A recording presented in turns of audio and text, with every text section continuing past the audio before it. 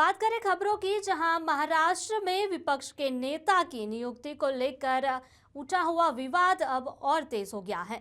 इस मुद्दे पर शिवसेना चीफ उद्धव ठाकरे ने महायुति सरकार पर तीखा हमला बोला है। उद्धव ठाकरे ने कहा कि विपक्ष का नेता न बनाए जाने पर जो सवाल उठ रहे हैं उस पर साफ दिख रहा है कि उप मुख्यमंत्री एकनाथ शिंदे के दबाव में बीजेपी और सरकार विपक्ष का नेता बनने नहीं दे रही है।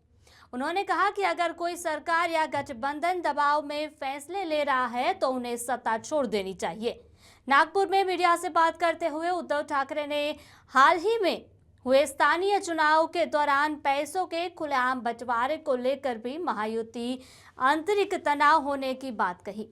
इससे अलावा देश में हो रही बांग्लादेशियों की घुसपैठ पर केंद्र को घेरते हुए उन्होंने कहा कि जिस सीमा से घुसपैठ हो रही है सबसे पहले उस सीमा को सील करने की जरूरत है, लेकिन केंद्र सरकार सीमा सुरक्षा के बजाय महाराष्ट्र के राजनीतिक दलों को तोड़ने में लगी हुई है।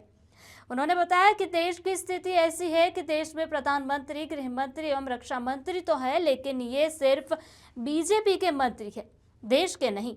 उन्होंने आरोप लगाया कि बीजेपी नेतृत्व सिर्फ अपनी पार्टी और कार्यकर्ताओं पर ध्यान दे रहा है, देश की सुरक्षा पर नहीं। उद्धव ठाकरे ने महाराष्ट्र के सीएम राहत कोष में जमा 106 करोड़ में से केवल 75,000 रुपए खर्च होने को लेकर भी सरकार पर कड़ा सवाल उठाया।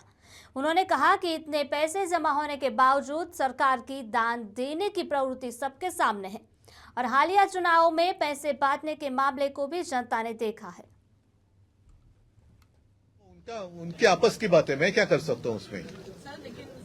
नहीं, जो भी नहीं, वो ऐसे अगर किसी के दबाव में काम कर रहे हैं तो फिर क्या सत्ता छोड़ देनी चाहिए उन्होंने।